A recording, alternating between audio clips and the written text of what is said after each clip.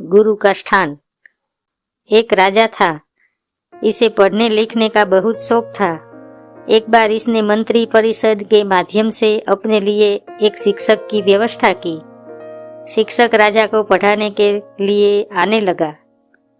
राजा को शिक्षा ग्रहण करते हुए कई महीने बीत गए, मगर राजा को कोई लाभ नहीं हुआ।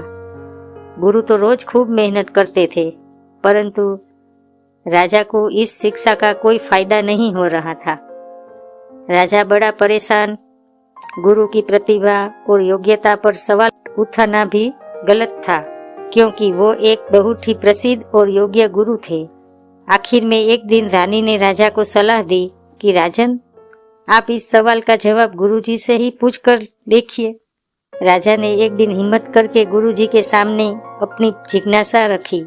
हे गुरुवर, क्षमा कीजिएगा, मैं कई महीनों से आपसे शिक्षा ग्रहण कर रहा हूँ, पर मुझे इसका कोई लाभ नहीं हो रहा है। ऐसा क्यों है? गुरुजी ने बड़े ही शांत स्वर में जवाब दिया, राजन, इसका कारण बहुत ही सीधा सा है। गुरुवर, कृपा करके आप सीधे इस प्रश्न का उत्तर दीजिए। राजा ने विनती की। गुरुजी ने कहा, राजन, बात बहुत छोटी है, परंतु आप अपने बड़े होने के अहंकार के कारण इसे समझ नहीं पा रहे हैं और परेशान और दुखी है। माना कि आप एक बहुत बड़े राजा हैं, आप हर दृष्टि से मुझसे पद और प्रतिष्ठा में बड़े हैं, परंतु यहाँ पर आपका और मेरा रिश्ता एक गुरु और शिष्य का है।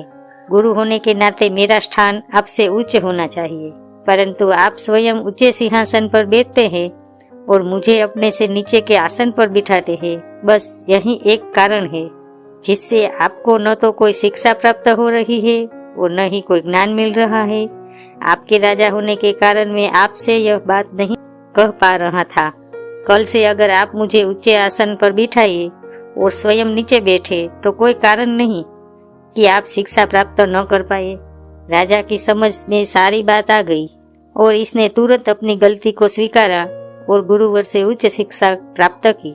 मित्रों, इस छोटी सी कहानी का सार यह है कि हम रिश्ते, नाते, पद या धन, वैभव किसी में भी कितने ही बड़े क्यों न हो, हम अगर अपने गुरु को उसका उचित स्थान नहीं देते तो हमारा भला होना मुश्किल है।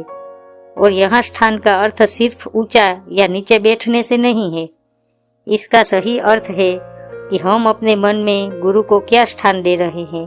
क्या हम सही मायने में उनको सम्मान दे रहे हैं या स्वयं के ही श्रेष्ठ होने का घमंड कर रहे हैं?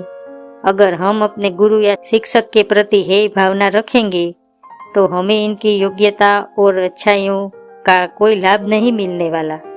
अगर हम इनका आदर करेंगे, इन्हें महत्व देंगे, तो उनका आशीर्वाद हमें सहज ही प्राप्त होगा।